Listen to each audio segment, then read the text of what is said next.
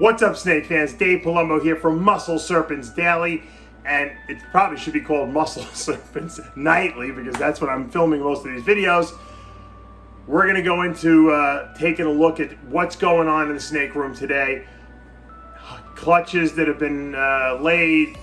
I don't know what we're going to find at this point, but I do want to just cut to a little bit of a scene earlier in the week, during the weekend, when my good friend Chris Nettles came from Serpents Hotbox Incubators to drop off my incubator.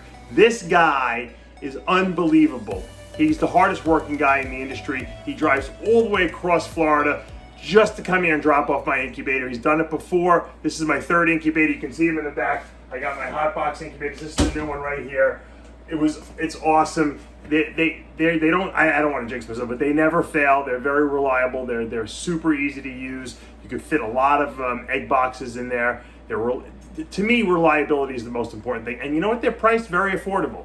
You should check them out at Serpents Hotbox Incubators. Super nice guy. You call him, he answers the phone. He does all the business. If he promises he's going to do something, he's going to do it. And I guarantee you, you'd be surprised at how far he'll drive to deliver these things. And if not, he'll ship them to you. So if you're looking for a good incubator, I can't recommend them enough. So let's cut to that scene, then we'll come back, go into the snake room, check out what's going on today. And you never know what you're going to find, like I always say. Look at this. This is service. Chris Nettles from Serpents Hotbox Incubators delivering my incubator across the state. You never stop. You're like me. I respect it. I respect it. This is what it's all about. You guys want a great incubator? I didn't know if I was going to need it, actually. I was getting panicky. And then all of a sudden, all these snakes started laying. I'm like, thank God I ordered this from Chris. Let's get this beauty in there, man. Well, look at this big girl. Talk about laying on your back, on your side, being uncomfortable, filled with eggs. She should be laying within the next week or so. Maybe sooner. Let's leave her alone. Just so you guys know that not everything turns out well, I've had a couple of clutches these past few days being laid, and they just were disasters. This one looks like a disaster. This is my leopard lesser right here that's het pied, and this beautiful girl who produced some amazing babies. Last year I bred her to actually one of her sons, which is a leopard Enchi orange dream, banana, yellow belly probably, pied, thinking I was going to produce hopefully some super leopard version of that. And as you can see, a lot of slugs laying here, and when I pulled her off, everything's a slug. There looks like there might be one good egg. I have not checked that out yet. I was surprised that there was even one good egg. I got another terrible clutch the other day too. There was my monarch male was bred to a sugar het monarch female, and that was all slugs as well. So not everything works that good. You see some great stuff hatching, some great stuff I've produced, but sometimes you get crap too, and it just comes with the territory, and you guys can't get discouraged by it. You have to just roll with the punches, and that's the way it goes, So we're gonna wash this girl off. We're gonna get her in a new tub. We'll pull that egg. I'll take a look and see if it's any good, and we'll go from there. The good thing about a female that lays mostly slugs or all slugs, and she's all cleaned up now, she's looking really nice, as you can tell, her body weight is still pretty good. She's got some nice size to her still. She doesn't look emaciated because all the nutrition in her body wasn't going to, creating baby snakes. And therefore, I think that they recover better, and the likelihood of her breeding next year for me will be very good. So that's a good sign. So I always try to look at the good side of everything bad that happens. and that's all you can do. She's a gorgeous snake. She's produced some nice litters for me. And we'll just, there's always next year. So all was not lost. We got one egg. There is an embryo in there. There is some veins. Weird when you think about it. There was probably 8 slugs only one fertile egg. How does that happen? I mean, think about that. Why would only one, I mean, I had this male and female together for a long, long period of time. You know, I used the male for just 2 females this year. Did I just miss the window was the sperm just not good? You know, you just never know what can happen. I hope this egg hatches. You know, I hope it's something spectacular, but it happens. You know, I'm glad that I got one. I wish I would have gotten one good egg from my monarch breeding, but I didn't. I got nothing. I got all slugs. So, good news. All right, so with the terrible, you get the good too. This is a pastel het clown female. Nice size, sitting on a clutch of eggs. I haven't really looked at them yet.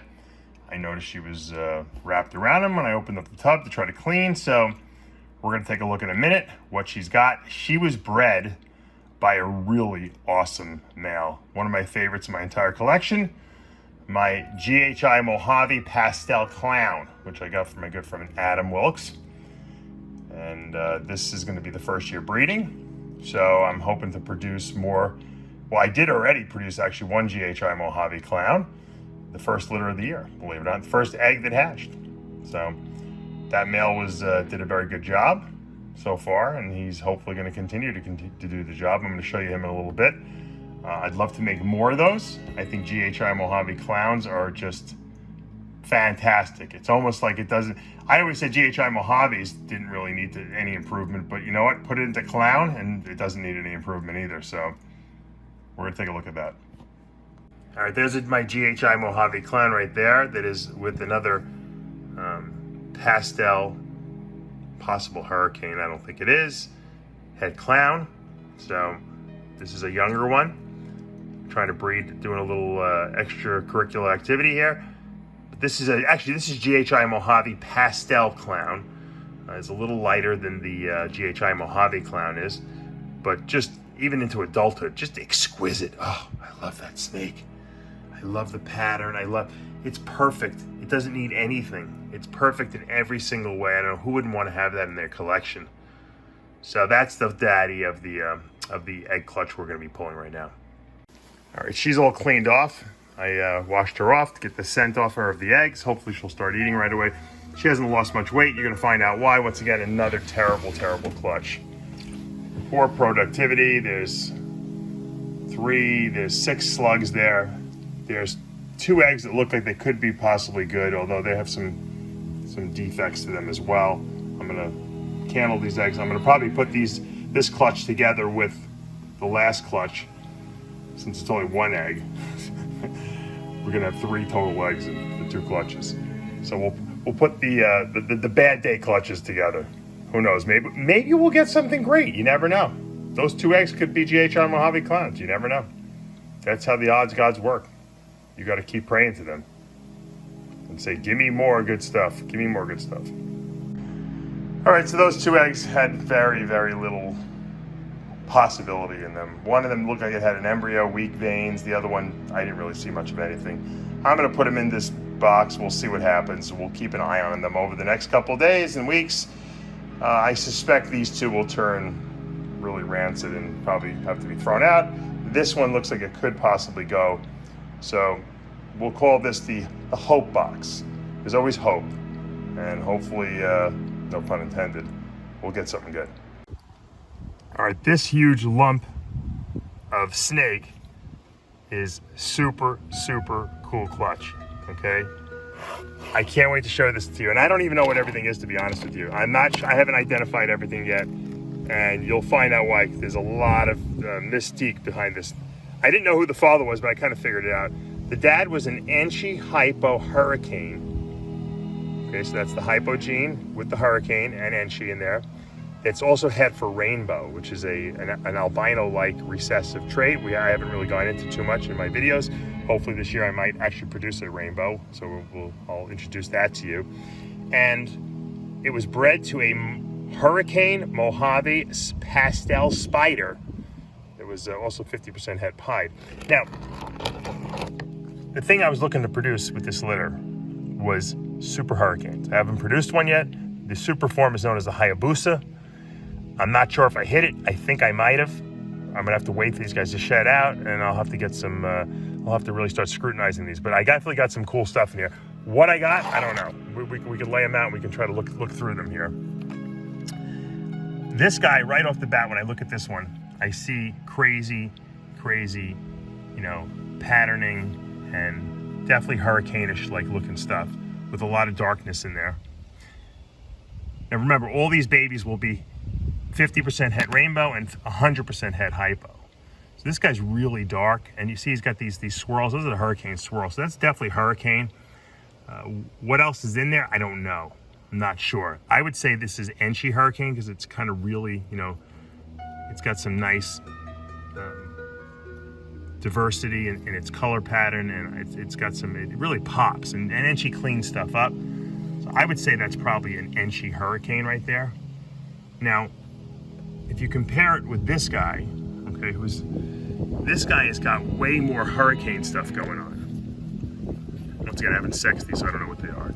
A little lighter. I would probably say this one has pastel in it. I would probably say that this one is the potential for a super hurricane right here. Because it's got that completely blacked out head. You know, it seems like it's missing, you know, a lot of patterning here. I don't know. This one really impressed me a lot. It's got the really extreme and multiple hurricane swirls there going on. These two are probably my favorite in the litter. Combined probably with this guy too. Let's put this one up here as well. More hurricane-ish, possible super hurricane right here as well because of the extreme amount of hurricane swirls. These two are very similar, but this one I think has Enchi. I don't think that one has Enchi. I think these two are Enchi. This one is not. This one has, they all have pretty much whitish bellies. They almost look like there's yellow belly in here, but there isn't. Not that I know of. Now, these are the most extreme hurricane ones that I've seen. Now, when you add spider, because there is spider and the mother was a spider, it disturbs the hurricane swirls. But if you have hurricane, you can definitely tell. This is definitely some sort of Mojave spider something. Definitely hurricane at 100%. And such extremeness to it that I almost think this is a super hurricane, spider, Mojave, or something like that. Or maybe a super hurricane, pastel, spider, I don't know. Now, this is definitely spider here. You can see these little dotted lines lined up in parallel right here. That's without a doubt hurricane. So that's spider hurricane, probably pastel spider hurricane.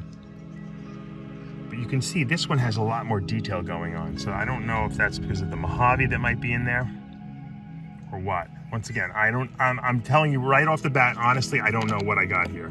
We're just showing it off and looking at it.